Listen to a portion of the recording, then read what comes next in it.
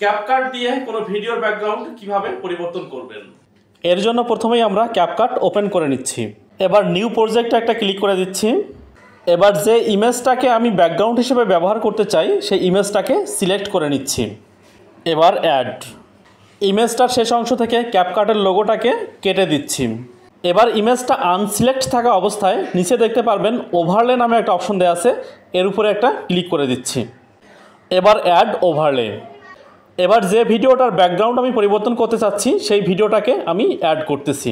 এবার ভিডিওটা চলে আসলো, এই ভিডিওটাকে হাতের আঙ্গুল দিয়ে এটাকে আমি অ্যাডজাস্ট করে নিলাম। এবার ছবিটাকে এই ভিডিওটার সাথে সমান দূরত্বের অ্যাডজাস্ট করে দিতে হবে। এবার ভিডিওটাকে সিলেক্ট করে নিব। এবার নিচের অপশনগুলো থেকে একদম ডান দিকে গেলে দেখতে পারবেন রিমুভ বিজি নামে একটা অপশন দেওয়া আছে, এর উপরে একটা ক্লিক করে দিচ্ছি।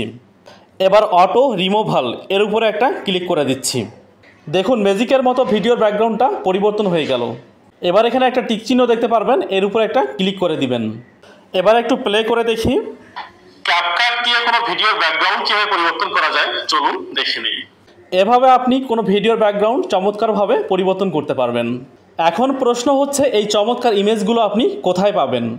এর জন্য ক্রোম ব্রাউজারে চলে আসবেন, এখানে এসে স্টুডিও ইমেজ লিখে সার্চ করবেন।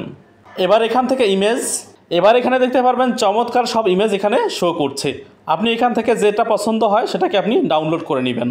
ধন্যবাদ। ভিডিওটা যদি আপনার সামান্য উপকারে এসে থাকে তাহলে অবশ্যই লাইক কমেন্ট শেয়ার করে পাশে থাকার অনুরোধ করছি।